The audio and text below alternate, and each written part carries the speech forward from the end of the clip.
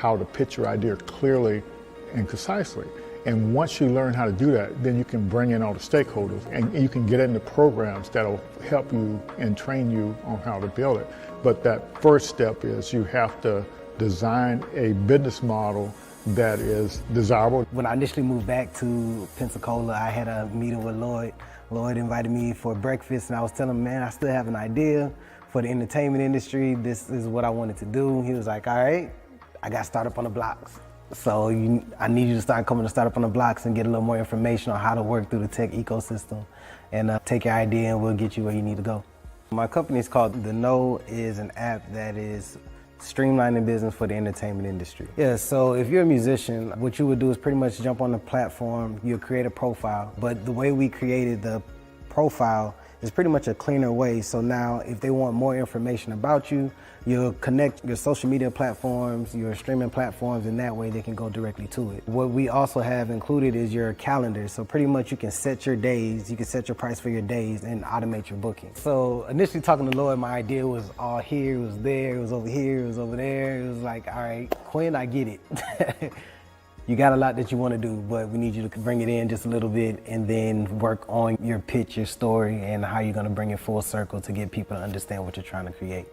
Most of the programs here wasn't inclusive, and so we said we'll focus on helping founders of color. We also start at the beginning of the thing, at the idea stage, whereas a lot of the programs you see here locally, they start after you're up, and that's not very efficient unless if you don't have a lot of money, you can't recover from your mistakes. And the lean startup system, it actually helps you make mistakes faster before you spend a lot of money. You don't actually start building anything until you got customer buy-in. There was a need for small businesses to bring brand awareness to their business. I see there's a lot of makers and bakers that they're making all of these goodies and these products, but they can't market it, they can't sell it at the same time, and there needs to be kind of like that middleman, that middle person to help bring economic growth to some of the small businesses in Pensacola. So Taste of Pensacola, I came up with that idea during the pandemic when I saw things at that time that Amazon couldn't fulfill. They didn't even have those products, but the local people in the community, they did.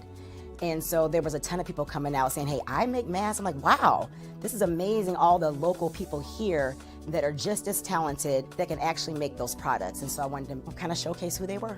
So with Taste of Pensacola, our income streams, we have several of them. We have the corporate America, we do corporate gifting, just regular consumers, different Pensacola natives that don't live here that want to purchase our boxes, like a taste of weddings, distribution. So we also do bulk sales. So for a private airline, if they want some local snacks and goodies on their passenger flights, they will come to Taste of Pensacola and we will source their vendors here locally.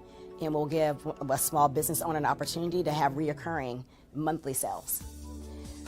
I've always had a really big vision for Taste of Pensacola. I knew that it could go beyond just local. I know that maybe other communities could possibly use the same platform that I'm trying to build.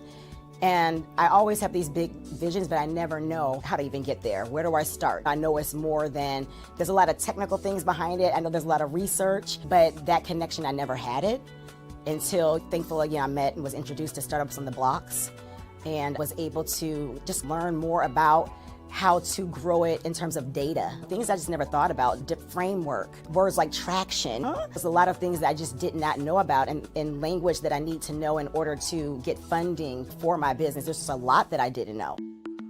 I would go to the stores and look online. They didn't have a wide variety of natural hair products about 8 years ago. And the ones that they did have, the ingredients, it would say that they were all natural. And when I would research the ingredients, a lot of the ingredients were not natural. I make everything, my shampoo, conditioner, I have an oil that I make, and I have 2 different separate butters. Like I had some people who were completely bald and grew their hair. It's about giving women their confidence back in their hair. I have this salon and I have a second salon, and I have my products in about 5 beauty supply stores. So I need a manufacturer to keep up with the demand at this point.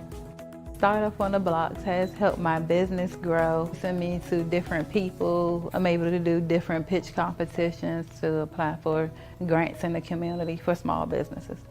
Lloyd's a really good person to connect with. He has a lot of resources here in the community that can help small businesses grow. If you have a product out there and you're trying to go big time, he's the person that you would want to meet with. So it's really important to have some type of support because 9 times out of 10, most founders start out on their own.